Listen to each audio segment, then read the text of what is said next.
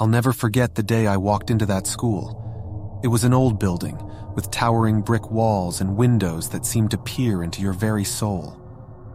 I had transferred to Willowbrook High School in the middle of the semester, my parents' job relocation forcing me to leave behind familiar faces and comfortable routines.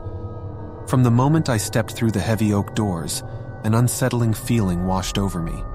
The air was thick with a sense of unease, and the faint echo of footsteps seemed to follow me down the dimly lit hallway. As I made my way to the main office, I couldn't help but glance over my shoulder, half expecting to see someone there, someone who shouldn't be. The secretary greeted me with a smile, handing me my schedule and a map of the sprawling school. "Welcome to Willowbrook," she said cheerfully, oblivious to the weight of the building's ominous aura.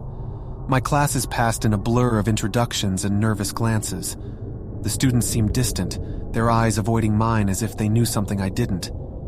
In the lunchroom, I tried to strike up a conversation with a girl sitting alone, but her gaze was vacant, her responses monosyllabic. I chalked it up to being the new kid, assuming that over time I would make friends and settle in. But the unease never left me. It clung to my every step, like a shadow that refused to be cast aside.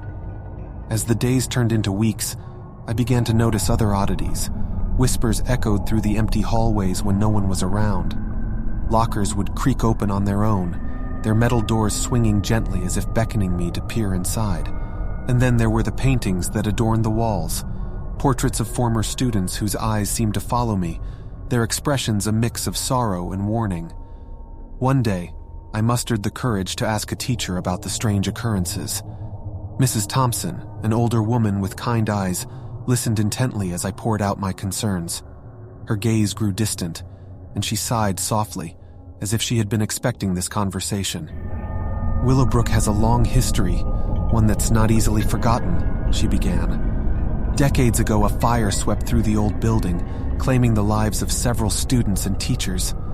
Some say their spirits never left, that they continue to roam these halls, searching for something they lost."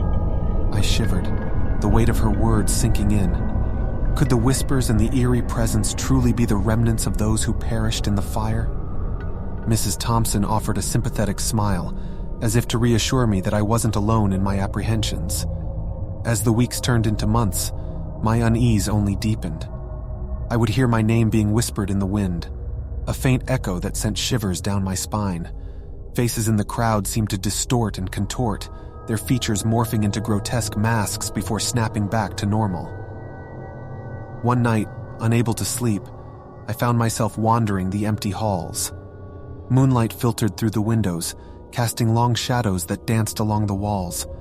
I couldn't shake the feeling that I was being watched, that invisible eyes were scrutinizing my every move. And then I heard it. A soft, mournful wail that seemed to emanate from the depths of the building. My heart raced as I followed the sound, my footsteps echoing through the corridor. The wailing grew louder, more desperate, until I reached a door that seemed to radiate an otherworldly energy.